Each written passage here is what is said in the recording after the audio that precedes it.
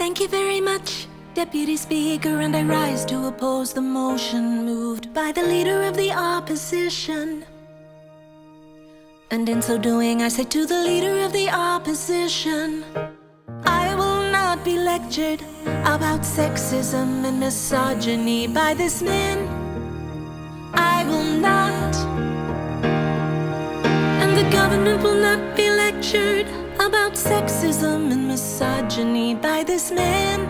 Not now, not ever. The Leader of the Opposition says that people who hold sexist views and who are misogynists are not appropriate for high office. Well, I hope the Leader of the Opposition has got a piece of paper and he is writing out his resignation. Because if he wants to know what misogyny looks like in modern Australia, he doesn't need a motion in the House of Representatives. He needs a mirror. That's what he needs. Let's go through the opposition leader's repulsive double standards when it comes to misogyny and sexism.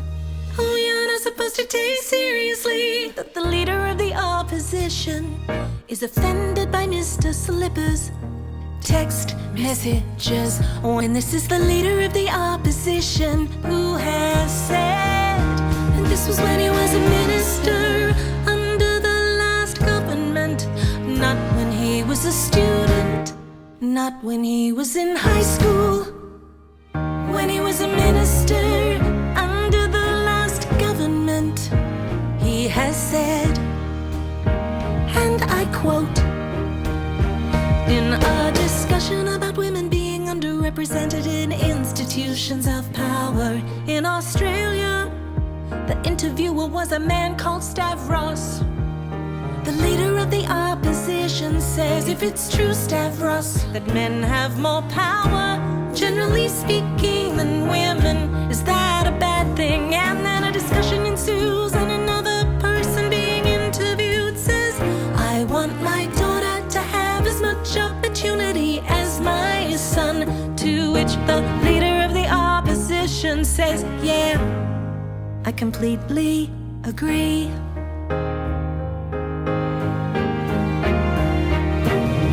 What if men are by physiology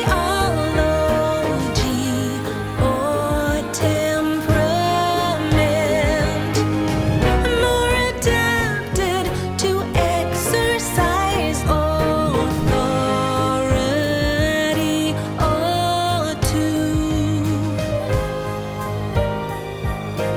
issue command?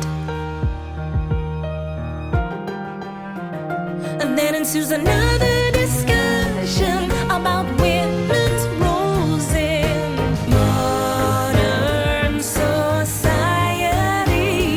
And the other person participating in the discussion says, I think it's very hard to deny that there is an underrepresentation of women. To which the Leader of the Opposition says, but now there's an assumption that this is a bad thing.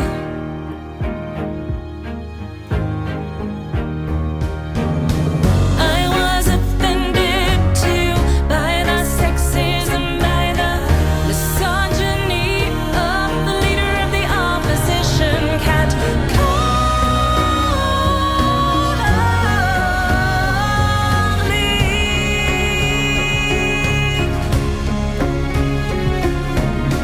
across this table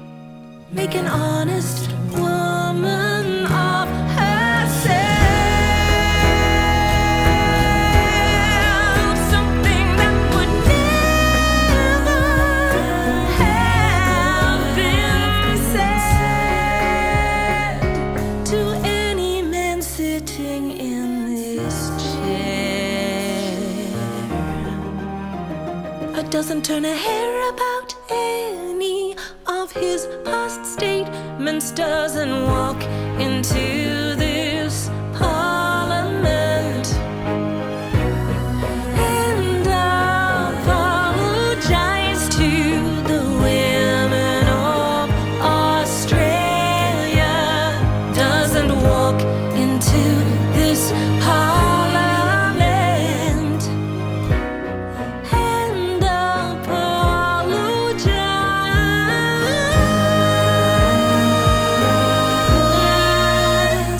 to me. This parliament today should reject this motion, and the leader of the opposition should think seriously about the role of women in public life and in Australian society, because we